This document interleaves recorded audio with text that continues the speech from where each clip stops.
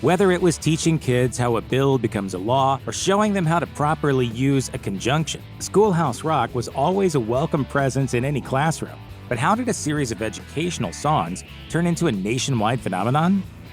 In the early 1970s, David McCall, president of the McCaffrey and McCall Advertising Agency, took his family on a vacation to a Wyoming dude ranch. During the trip, he observed that his son Davey seemed to have an encyclopedic knowledge of the lyrics of his favorite rock bands, like the Rolling Stones. To the elder McCall, this skill conflicted with his son's inability to memorize his multiplication tables at school. That experience planted an idea in McCall's head.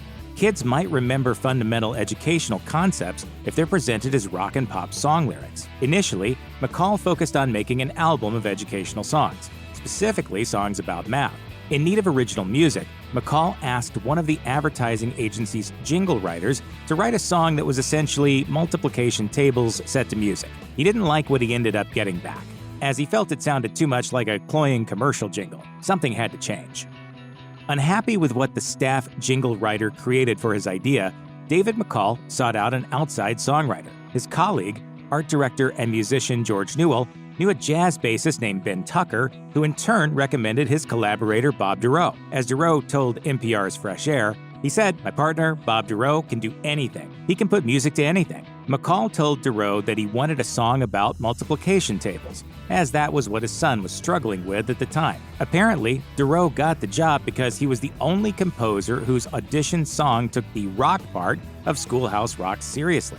As he put it, "I learned later that he had invited other Broadway songwriters to do this task, and they came up with a more simple, doggerel type of songwriting, writing down, as it were, to children." It took Dorough 3 weeks to write 3 is a Magic Number. To get the lyrics and themes right, he researched math, magic, and even the occult, and it paid off.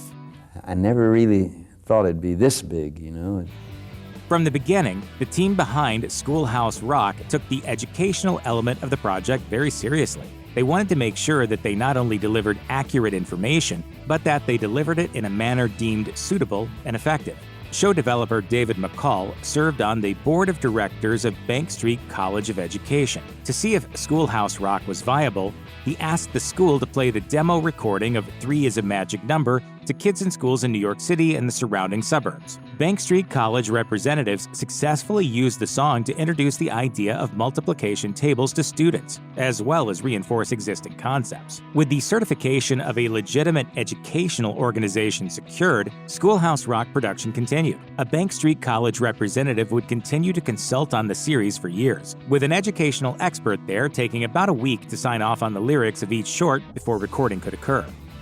Schoolhouse Rock is an evocative title, and the cartoons that carried its name in the 1970s and 1980s became part of a recognized brand in educational television. Despite its clever reference to a 1957 Elvis song, Schoolhouse Rock wasn't what the show was originally called during development. Before its debut on the ABC Saturday morning schedule, producers operated the project under a title that strongly connoted both an instructional element and a musical bent: Scholastic Rock. However, a long-established company with a similar name wasn't too happy to hear about this. Scholastic, a publisher of educational and entertainment books for children, operator of school book fairs, and printer of an educational magazine, had been operational in some form since the 1920s, and their lawyers ordered that the show find a new name. Looking to avoid a lawsuit, the TV contingent decided on the name Schoolhouse Rock instead. The music publishing side of the endeavor, however, was allowed to retain the name Scholastic Rock. Bolstered by Bob Dorough's 3 is a Magic Number, the McCaffrey and McCall team set out to get their educational song project out to the world. But they weren't originally going to do it via television. Instead, David McCall envisioned the project as an album packaged with a book. However, McCall and McCaffrey ran into issues when they couldn't get any traction with publishers for the initial book and record deal, which they pitched under the name Multiplication Rock. The approach changed completely when someone at the advertising agency noticed that one of its clients was ABC. After that, the art department drew up a series of animation storyboards synchronized with Dorough's recording of 3 is a Magic Number. They then presented it to Michael Eisner, future president of the Walt Disney Company, who was vice president for children's programming at ABC at the time. Eisner brought along accomplished animation director Chuck Jones to the meeting, the creative force behind Warner Brothers' Roadrunner and Wile E. Coyote cartoons, and director of How the Grinch Stole Christmas.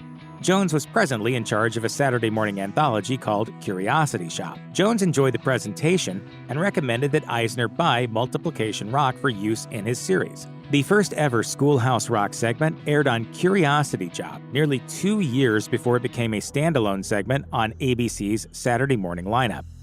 Two of the best-known songs to ever air as part of Schoolhouse Rock demonstrate the breadth and ambition of the entire series. Conjunction Junction is a funky folk number that uses train imagery to explain how and, but, and or connect words and phrases and clauses, while I'm Just a Bill is a soul-tinged song that explains how a bill becomes a law in the USA. They're very different songs, but they were recorded with the same personnel. Handling lead vocals on Conjunction Junction was Jack Sheldon, an accomplished jazz singer. He was also a trumpet player, and he contributed his skills alongside other prolific Los Angeles session musicians Leroy Vinegar, Stuart Scharf, Teddy Edwards, Nick Ciroli, and Dave Frischberg. The same band also worked on I'm Just a Bill. Even though it was released 2 years after Conjunction Junction, they recorded on the same day during the same session, with Jack Sheldon singing lead on that one as well. Conjunction Junction may be the most famous of the Grammar Rock collection of shorts, but Interjections isn't far behind. This catchy tune was made to educate viewers on the proper usage of outbursts. From well to oh to hey, it has plenty of interjection examples to share. And naturally, it ends with one too.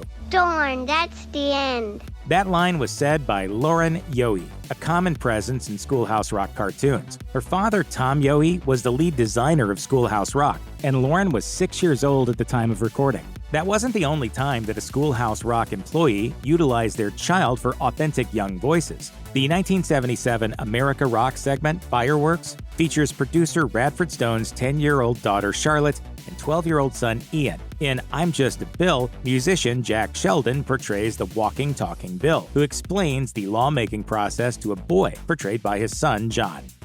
Considering that it was made to teach relatively simple concepts, Schoolhouse Rock was geared toward an audience of elementary school-age viewers. Because of this, the makers of Schoolhouse Rock tried their best to stick to squeaky clean, all ages appropriate material. That was why producers had difficulty getting one particular episode onto the air. The 1973 segment, Naughty Number 9, taught kids all the unique quirks of the number 9. It prominently featured a cat, also named Naughty Number 9, hanging out in a pool hall, puffing on a cigar, and forming math problems with the smoke. Because of its depiction of pervasive smoking, ABC's broadcast standards and practices nearly wouldn't allow Naughty Number 9 to air in its original form. However, Schoolhouse Rock producers persuaded the censors against ordering edits, arguing that the smoking helped characterize Naughty Number 9 as a villain. Another Schoolhouse Rock cartoon was temporarily and preemptively banned. Completed in the mid-1970s, Three Ring Government explains the three branches of the U.S. government as a kid dreams that each is part of a trilogy of circus acts. ABC didn't air the piece until 1979. Co-creator George Newell explained why to Noble Mania, saying, "It was because of their fear that the FCC and Congress would resent being compared to a circus and threaten their broadcast license renewal." David McCall led the creation of Schoolhouse Rock based on the idea that catchy pop rock could be used to teach educational concepts to kids. As a testament to the effectiveness of the method and Schoolhouse Rock's songwriters' unique execution of the concept, several of the episodes have been used to educate adults. I'm Just a Bill provides a step-by-step lesson in how a proposed bill becomes a congressionally approved codified law. Starting in the mid-1970s and for many years after, the offices of congresspeople would call Schoolhouse Rock production facilities to request tapes of I'm Just a Bill to share with their staffers so they'd understand their jobs better. Listen to those congressmen arguing. Is all that discussion and debate about you? Yeah, I'm one of the lucky ones. Most bills never even get this far. Schoolhouse Rock also helped educate many doctors and other medical professionals. Multiple medical schools worked with Schoolhouse Rock producers to use the 1979 anatomy-based clip Telegraph Line to explain how the nervous system functions to first-year medical school students. Not every song prepared for inclusion in the Schoolhouse Rock series made it to air. Some didn't even get much past the songwriting stage and into animation, and when that happened, there was usually good reason. The Grammar Rock segment, Verb, That's What's Happening, was a replacement for another song about verbs, the part of speech that describes what action is taking place. Veteran Schoolhouse Rock composer and lyricist Bob Dorough came up with a song that had a lot of action in it, as that would translate well into the cartoon medium. Producers had originally intended to animate a cartoon that writer Dave Frischberg called A World Without Verbs, but they ran into a pretty big issue. What would a world without verbs look like, anyway? Nothing would actually happen, and that made for some rather boring animation. In the end, A World Without Verbs never received a full production. In the early 1990s, nostalgia-fueled renewed interest in Schoolhouse Rock led to a new appreciation for the educational cartoon collection and other forms of mainstream media. Schoolhouse Rock Live debuted at the Cabaret Voltaire in Chicago in August 1993 and enjoyed an 8-month run to sold-out crowds. The creators built a self-aware narrative around the assorted Schoolhouse Rock shorts, with a plot concerning a nervous rookie teacher. In the show, the teacher gains the confidence he needs when the characters from the educational TV show emerge from his mind and his TV to perform the iconic songs that made them famous. A shorter version designed for school theater departments is frequently performed around the U.S. In 1996, Atlantic Records subsidiary Lava Records collected some of the era's major alternative rock bands and rappers to contribute to the tribute album Schoolhouse Rock Rocks. Pavement recorded No More Kings, Blind Melon took on 3 Is a Magic Number, and Skee-Lo did The Tale of Mr. Morton.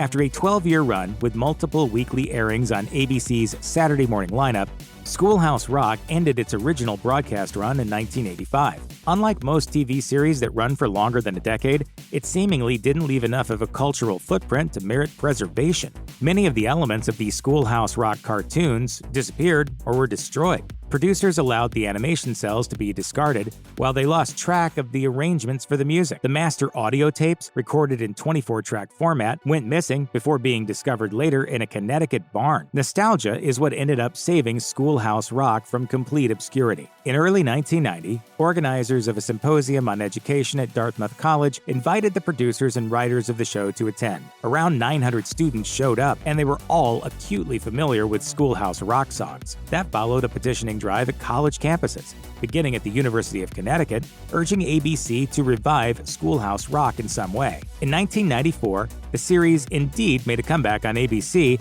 with a new slate of episodes teaching financial literacy called Money Rock. I balanced my budget.